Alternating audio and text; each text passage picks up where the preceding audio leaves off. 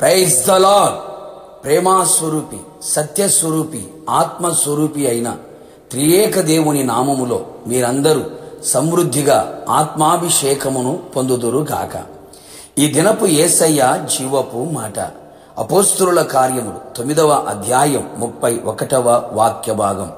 పరిశుద్ధాత్మ ఆదరణ కలిగి నడుచుకొనుచు విస్తరించుచుండెను. పరిశుద్ధాత్మ శక్తిని పొందుకొని ఆత్మచేత నడిపించబడుచు ఆత్మలో వర్ధిల్లుచు విస్తారమైన నిరీక్షణ ఆనందముతో నడిపించబడుచున్న ఆత్మీయులారా, ఆత్మ సంబంధులారా, ఈ కడవరి దినములలో మన ఆత్మీయ జీవితం మరింత ఫలభరితముగా కనబడవలెను. దైవ సంబంధమైన భక్తి బలమైనదిగాను శక్తివంతమైనదిగాను ఉండవలెను. ఎలాంటి పోరాటములు ఎదురైనను కృంగిపోక, అలసిపోక, సొమసిల్లక క్రీస్తులో బలవంతులై నిలిచి ఉండవలెను. అందుకుగాను మనకు పరిశుద్ధాత్ముడు చాలా అవసరమై ఉన్నాడు.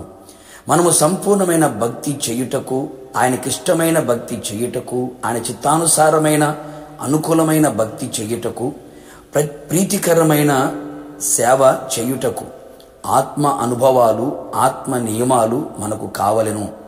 కావున ప్రతి ఒక్కరూ కూడా ఆత్మను పొందుకొని ఆత్మను అనుసరించి క్రమముగా నడిచెదము. కావున నా దేవుని ప్రియులారా, ప్రభు సన్నిధిలో కనిపెట్టి ప్రార్థించి ఏక మనస్సుతో ఎడతెగక ప్రార్థించెదము. నిశ్చయముగా తగిన కాలమున ఆయన మనందరి మీద సమృద్ధిగా తన ఆత్మను కుమ్మరించును.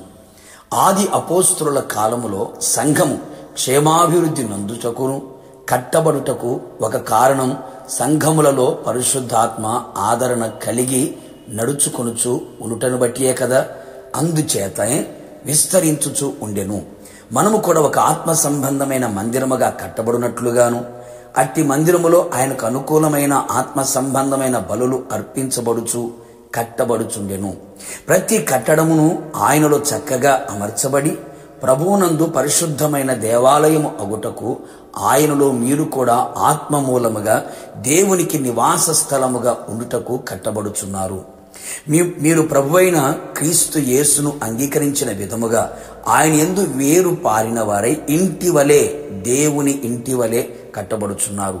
పరిశుద్ధాత్మ ఆదరణ ఎక్కడ ఉండునో అక్కడ ఈ విధముగా మనము కట్టబడిన వారమై ఉండేదము. ఇంకను పరిశుద్ధాత్ముడు మనలను ఆదరించేవాడై ఉన్నాడు.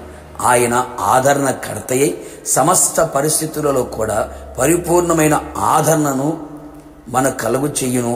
ఆ ఆదరణను మనము అనుభవించదము.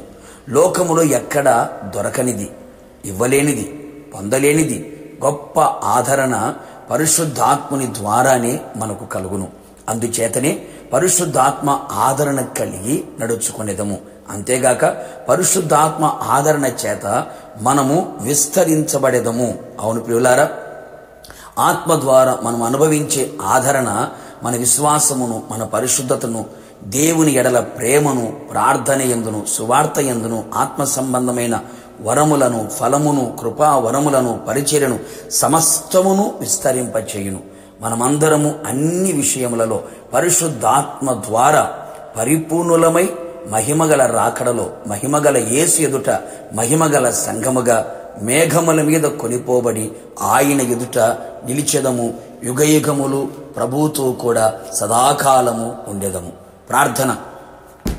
మహిమాస్వరూపైన తండ్రి, నీ పరిశుద్ధమైన పాదములకి కృతజ్ఞతలు తెలియపరుస్తూ ఉన్నాం. మా ఆత్మీయ జీవితం ఒక పరిశుద్ధమైన దేవాలయముగా, ఆత్మ సంబంధమైన మందిరముగా, దేవుని ఇంటి వల్లే కట్టబడినట్లుగా మీ పరిశుద్ధాత్మ ఆదరణ మా కలుగు చేయమని ప్రార్థిస్తున్నాం. ఆత్మీయ జీవితంలో ప్రతి విషయములలో మేము విస్తరించున్నట్లుగా మీ ఆత్మ ఆదరణ మా కలుగు చేయమని ప్రార్థిస్తున్నాం. ఇంకను పరిశుద్ధాత్మ లేని అనుభవాలలో కొనసాగుతూ ఆత్మలో చల్లారిపోయిన స్థితిలో ఉన్న వారందరినీ కూడా సమృద్ధిగా మీ ఆత్మతో అభిషేకించి పరిశుద్ధాత్మ ఆదరణ చేత కట్టి విస్తరించున్నట్లుగా నడుచుకున్నట్లుగా సహాయము చేయమని యేసు నామములో అడిగి పొందుకొని ఉన్నాము తండ్రి. ఆమెన్. నిశ్చయముగా మీరును మీ కుటుంబ సభ్యులందరూ పరిశుద్ధాత్మ ఆదరణ కలిగి నడుచుకొనుచు విస్తరించుదురు గాక. God bless you.